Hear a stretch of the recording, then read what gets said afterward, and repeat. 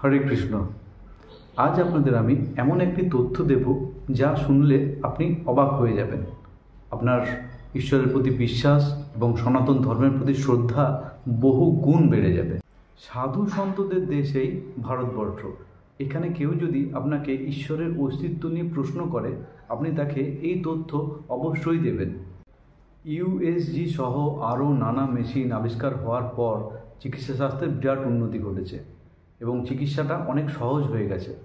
ডাক্তারবাবুরা সেই সব যন্ত্রের সাহায্য নিয়ে আজ বলতে পারছেন একটা মায়ের পেটের ভিতরে বাচ্চার বৃদ্ধি কিভাবে ঘটছে, বাচ্চাটির ওজন কত হলো, মায়ের পেটের ভিতরে কখন তার হাত পা ইত্যাদি এইসব অঙ্গগুলো তৈরি হচ্ছে এবং বাচ্চাটি পরিণত হলো কিনা। আপনি শুনলে হয়তো অবাক হয়ে যাবেন। আজ থেকে 5000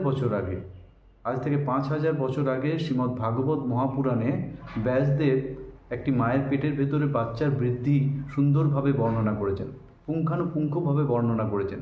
শ্রীমদ্ ভাগবত মহাপুরাণের 3য় স্কন্ধের 31 অধ্যায়ের 1 থেকে 8 নম্বর শ্লোকে সেই বর্ণনা আছে।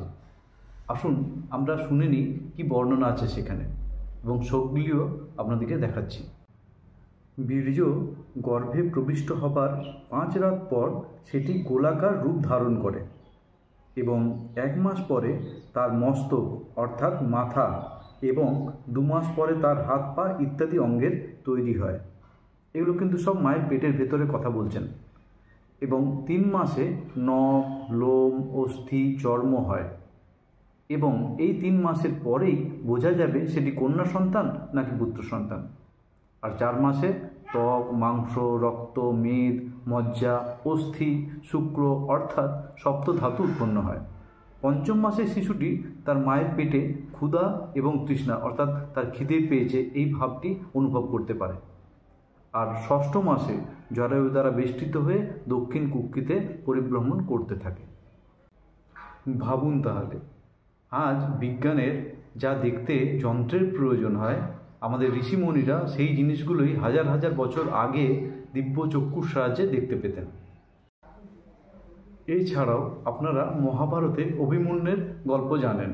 অভিমন্যু তার মায়ের পেটের ভিতরে থাকাকালীনই চক্রব্যূহ ভেদ করার শিক্ষাটা শিখে নিতে পেরেছিলেন। তার বাবা যখন তার মাকে শেখাচ্ছিলেন তখন অভিমন্যু সেটা শুনে সেটা শিখে নেয় এবং তখন অভিমন্যু মায়ের পেটে ছিল। আজকে দেখুন, আধুনিক বিজ্ঞান মেনে নিচ্ছে যে একটি বাচ্চা যখন তার মায়ের পেটের ভেতরে থাকে তখন কিন্তু সে বাইরের শব্দ শুনতে পায়। তাহলে ভাবুন, আজ যেগুলো বিজ্ঞান মেনে নিচ্ছে বা বলছে সেগুলো কিন্তু আমাদের ঋষিমুনিরা অনেক আগেই বলে গেছেন। কীভাবে তারা বলতে পারলেন? তারা সাধনার সাহায্যে এইসব বিষয়গুলো জানতে পারতেন। তাই গর্বের সাথে বলুন, আপনি সনাতনী। জয় শ্রীকৃষ্ণ।